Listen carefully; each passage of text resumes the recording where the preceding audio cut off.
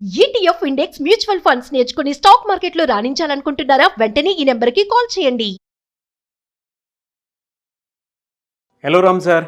Hi Naraju. Firstly congratulations అన్న visualization 2.0 happy మనీలో చాలామంది జాయిన్ అయినటువంటి వాళ్ళు గ్రేట్ ఫీడ్బ్యాక్ వాళ్ళు ఇవ్వటం జరిగింది. And thank you so much. మన బ్రెయిన్ని బ్యాంక్ బ్యాలెన్స్ వైపు ఏ విధంగా తీసుకువెళ్ళాలి అనేటువంటి దాన్ని, అండ్ మన దగ్గర డబ్బులు ఎందుకు నిలబడవు అనేటువంటి కాన్సెప్ట్ని, ఎమోషన్ని బలంగా నిలబెట్టగలిగేలా చేశారు. సో అది హ్యాపీ మనీ కింద కన్వర్ట్ అయింది అది. అయితే చాలామందికి ఉంటుందండి, అంటే మనీ ద్వారా హ్యాపీనెస్ వస్తుందా అనేటువంటి డౌట్ అయితే డెఫినెట్గా రైజ్ అవుతూ వస్తూ ఉంటుంది. అంటే క్యాలిక్యులేషన్స్ ఎక్కడో తప్పుతా వస్తూ ఉంటాయి అన్నమాట. డబ్బుకి హ్యాపీనెస్కి సంబంధం ఏంటి? హ్యాపీగా ఉండాలి అని అంటే డబ్బే అవసరమా? ఈ రెండు ఎమోషన్స్ని ఎందుకు కలుపుతున్నారు? అంటే it's a tool. Money is a tool, happiness is emotion. Correct.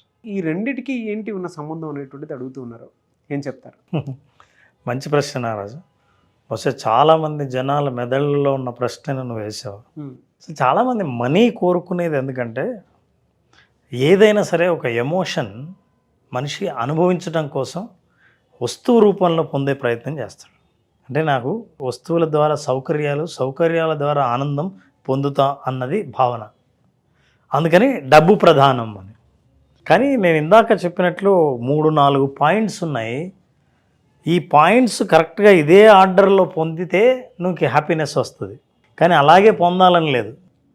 For example happy money అని ఎందుకన్నామంటే, డబ్బు ఉన్నా, వస్తువులున్నా, సొంతమైన లగ్జరీ జీవితం అనుభవిస్తున్నా నువ్వు ఆనందంగా జీవించాలని అనుకుంటావు. డబ్బు ఉండి ఆనందం లేని వాళ్ళు ఎంతమంది లేరు? నిజం చెప్పాలంటే డబ్బు ఉంటేనే సంతోషము ఆనందం ఉంటుంది అనుకుంటే ప్రతి కోటీశ్వరుడు ఆనందంగా ఉండాలి. అవును. నారాజు ఒకరోజు ఐన్స్టీన్ ఏం చేశాడంటే, జపాన్లో ఆయన్ని స్పీచ్ ఇవ్వడం కోసం ఇన్వైట్ చేసింది ఒక యూనివర్సిటీలో. ఆ యూనివర్సిటీ స్పీచ్ ఇవ్వడానికి వెళ్తుంటే ఆ జపాన్లో రోడ్డు పక్కన తెల్లటి పూలు పూసే చెట్లు ఉంటాయి.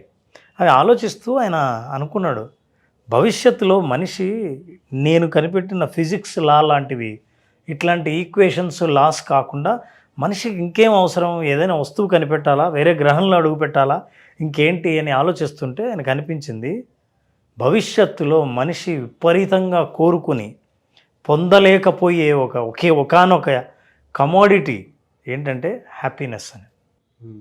ఈ హ్యాపీనెస్ గురించి మనం ఏదో ఫార్ములా కనిపెట్టాలి అని అనుకున్నాడు. మనిషి సంతోషంగా ఎట్లా ఉంటాడో కనిపెట్టాలి. అందరూ నన్ను ఫిజిక్స్ ఫార్ములా కనిపెడతాడని అనుకుంటారు, కానీ హ్యాపీనెస్ గురించి అని అనుకోరు. కానీ ఆయన అలా ఆలోచిస్తూ హోటల్లోకి వెళ్ళాడు. మీకు తెలుసా, చాలామందికి తెలీదు, ఐన్స్టీన్ కనిపెట్టిన హ్యాపీనెస్ ఫార్ములా వర్త్ $1.5 మిలియన్. చాలా ఆశ్చర్యంగా ఉంటుంది, ఏంటి ఈయన ఫార్ములా వర్త్ 1.5 మిలియన్స్ ఏంటి అని. ఈయన ఏం చేశాడంటే హోటల్కి వెళ్ళాడు. హోటల్కి వెళ్ళి ఆలోచిస్తూనే ఉన్నాడు. ఈ లోపల హోటల్ బాయ్ లగేజ్ తీసుకొచ్చి లోపల పెట్టాడు. అతనికి ఏదైనా టిప్ ఇద్దామని అటు ఇటు చూస్తుంటే ఏమీ కనిపించలేదు. పర్సు ఆయన బ్యాగులో ఉండిపోయింది. పక్కనే ఉన్న ఒక ప్యాడ్ ఉంటే తీసుకుని ఆయన మాతృభాషలో, జర్మన్ భాషలో ఆయన ఫార్ములాని రాశాడు. హ్యాపీనెస్ ఫార్ములా ఇదే అయి ఉంటుందని. ఇంత గొప్ప ఆలోచన వచ్చింది, ఇంతకంటే నీకు మంచి గిఫ్ట్ ఏ ఉండదు, ఇదిగో పేపర్ తీసుకొని ఇచ్చాడు. ఆ జపాన్లో ఆఫీస్ బాయ్ 100 ఏళ్ల కిందట ఏమీ తెలుసు, అందులో జర్మన్ అస్సలు రాదు.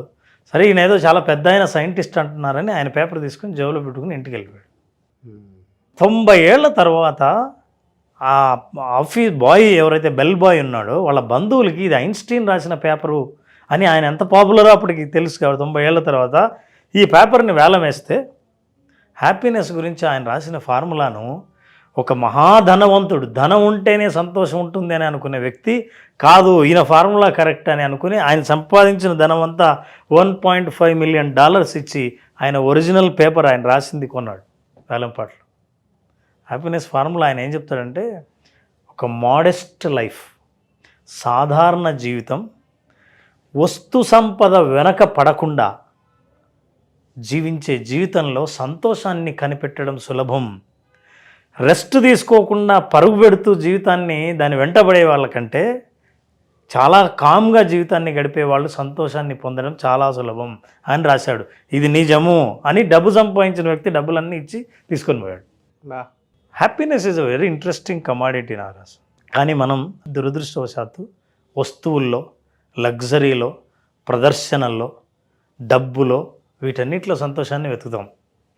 సైకాలజిస్టులు అందరూ ఎక్స్పెరిమెంట్ చేసి ఎక్స్పెరిమెంట్ నుంచి ఒక థీరీని కనిపెట్టారు 1970s నారాజ్. అదేంటంటే హెడానిక్ ట్రెడ్మిల్ అని. ఈ కాన్సెప్ట్ వెరీ ఇంట్రెస్టింగ్గా ఉంటుంది. హెడానిక్ ట్రెడ్మిల్ ఏం చెప్తుందంటే మనిషికి బేస్ లైన్ అంటూ ఒకటి ఉంటుంది హ్యాపీనెస్. ఇప్పుడు నీకేం లేదు నారాజు, ఒక బ్యాడ్ న్యూస్ లేదు, ఒక గుడ్ న్యూస్ లేదు, సాధారణంగా ఉంది జీవితం. ఇప్పుడు నీకున్న హ్యాపీనెస్ ఏదైతే ఉందో అది బేస్ లైన్. ఈ బేస్ లైన్ నుంచి సడన్గా నీకు 1 crore లాటరీ వచ్చింది అనుకుందాం. హ్యాపీనెస్ ఎక్కడ పోతుంది? సర్రమని లేస్తుంది కదా, స్పైక్. 1 కోటి రూపాయలు. కరెక్ట్గా కొన్ని వారాల తర్వాత 4-5 వారాల తర్వాత వాళ్ళు టెస్ట్ చేస్తే సైకాలజిస్టులు అందరినీ స్టడీ చేశారు. స్టడీ చేస్తే నీ స్పైక్ పోయింది, మళ్ళీ కిందికి వచ్చి ఇంతకుముందు బేస్ లైన్ ఎక్కడ ఉందో తగలక ముందు అక్కడికే వచ్చి చేరింది. ఈ ట్రెడ్మిల్, ఆ హెడానిక్ ట్రెడ్మిల్ అనేది ఏంటంటే నువ్వు తిరుగుతూ ఉంటే ఎక్కడ మొదలు పెట్టావో మొత్తం తిరిగి మొత్తం ఎక్సైట్ అయిపోయి ఎమోషన్స్ అన్నీ అయిపోయి ఎక్కడ మొదలు పెట్టావో మళ్ళీ అక్కడికే వస్తావు, సేమ్ బేస్ లైన్. ఇది నాట్ ఓన్లీ గుడ్ న్యూస్. సడన్గా యాక్సిడెంట్ అయింది, కాలు విరిగింది, జీవితంలో మనుషులు నష్టపోయారు, సర్రమన కిందికి వెళ్తుంది స్పైక్. కానీ మనిషి మళ్ళీ పైకి వచ్చి ఆ బేస్ లైన్ దగ్గర అవుతాడు. మీ హ్యాపీనెస్లో, మీ జీవితంలో కొన్ని వారాల పాటు తప్ప మీకు ప్రమోషన్ వచ్చినా, డబ్బులు వచ్చినా, ఉచితంగా దొరికినా, లాటరీ తగిలినా, ఉద్యోగం వచ్చినా, అనుకోకుండా మీకు అదృష్టం తగిలినా, వీటన్నిటినీ స్టడీ చేసేవాళ్ళు అన్నీ పైకి పోయి మళ్ళీ అక్కడికే వస్తుంది, కిందికి పోయినా అక్కడికే వస్తుంది. మనకంటూ ఒక హ్యాపీనెస్ బేస్ లైన్ ఉంటుంది, మళ్ళీ అక్కడికి రావాల్సిందే అనేది థియరీ. ఈ విషయం మనం తెలియక మనం ఏమనుకుంటామంటే శాశ్వతమైన ఆనందాన్ని, సంతోషాన్ని ఇచ్చేవి వస్తువులే అని, సంపదే అని, డబ్బే అని మనం దాని వెనకాల పడి ఏ సంతోషాన్ని పొందాలో దాన్ని పోగొట్టుకునేంత వరకు మనం సంపాదిస్తాం. సో ఇట్లాంటి సంపదలు చాలా ఉన్నాయి మనం పొందాల్సినవి. ఆరోగ్యం సంపదే. ఇలాంటి మనం సంపదల గురించి మాట్లాడే ముందు ఈ సంతోషం గురించి మాట్లాడుతున్నాం కాబట్టి ఈ సంతోషాన్ని స్టాండర్డైజ్ చేయాలంటే ఏం చేయాలి? అప్పుడు చాలామంది స్టడీ చేసిన తర్వాత ఫిలాసఫీ కానీ, కెమిస్ట్రీ కానీ అండ్ సైన్స్ కానీ హ్యాపీనెస్ గురించి ఏం చెప్తుందంటే మనిషి సంతోషంగా ఉండేది చుట్టుపక్కల పరిస్థితుల వల్ల కాదు, ఎక్స్ట్రిన్సిక్ మోటివేషన్ వల్ల కాదు, ఇంట్రిన్సిక్ మోటివేషన్ అంటారు. For certain set of attitudes will make people happy but not certain set of things around him. అతని చుట్టూ ఉన్న పరిస్థితుల్లో, వస్తువుల వల్లే అతను సంతోషంగా ఉండడు, కానీ అంతర్గతంగా అతని లోపలున్న కొన్ని వైఖరుల వల్ల సంతోషంగా ఉండగలడు తప్ప అతని ఎక్స్టర్నల్ వల్ల కాదు అని తేల్చేశారు. ఇప్పుడు మన హ్యాపీ మనీ అటెండ్ అయ్యే వాళ్ళకి హ్యాపీనెస్ని ఎట్లా సృష్టించాలి, అనంతమైన సంతోషాన్ని శాశ్వతంగా చాలా కాలం పాటు మన జీవితంలో ఎలా ఉంచుకోవాలి, ఎలా డెవలప్ చేయాలి అన్న విషయాలు తెలుసుకోవాలనుకుంటే మన హ్యాపీ మనీ జాయిన్ అయిన వాళ్ళకి అందులోని రహస్యం, అందులోని వాస్తవం, మనీకి హ్యాపీనెస్కి ఉన్న సంబంధం, ఆ విషయంలో మనం మాట్లాడతాం. Right sir, thank you so much Ram గారు. Thank you Naraj. మన బ్రెయిన్ బ్యాంక్ బ్యాలెన్స్ వైపు ఎలా తీసుకెళ్ళాలి, ద సేమ్ టైం మన దగ్గర డబ్బులు నిలబడాలి అని అంటే మన మైండ్ సెట్ని ఎలా తీసుకోవాలి అనేటువంటి concept visualization 2.0 happy money. So ఈ కాన్సెప్ట్ క్లాస్ మళ్ళీ ఎప్పుడు ఉండే అవకాశం ఉంటుంది? నారాజ్, July 3rd క్లాస్ స్టార్ట్ చేస్తున్నాం. ఈ 5 days సెషన్లో మనీకి హ్యాపీనెస్కి ఉన్న సంబంధం, అసలు మనీకి మనకున్న సంబంధం, మనకున్న భావోద్వేగాలు మనీ పట్ల ఏంటి, అసలు ఈ భావోద్వేగాలకి మన దగ్గర మనీ ఉండడానికి లేకపోవడానికి సంబంధం ఏంటి విషయాలు తెలుసుకోవాలన్నా, అసలు జీవితంలో మనీ ఉండాలనుకోవడానికి కూడా కారణం ఏంటంటే సంతోషంగా ఉండాలనుకోవడం. నిజంగా సంతోషం ఉంటామా అన్న వాస్తవాలు, రీసెర్చ్ విషయాలు సైంటిఫిక్గా, సైకలాజికల్గా తెలుసుకోవాలనుకుంటే ఈ 5 days సెషన్ అటెండ్ అయిన వాళ్ళకి సంపూర్ణమైన డీటెయిల్స్ అందుతాయి. They will enjoy completely the programme. అనుకున్న దానికంటే ఎక్కువ పొందామన్నది వాళ్ళ భావాలు వింటే కూడా మనకు తెలుస్తుంది. Thank you sir.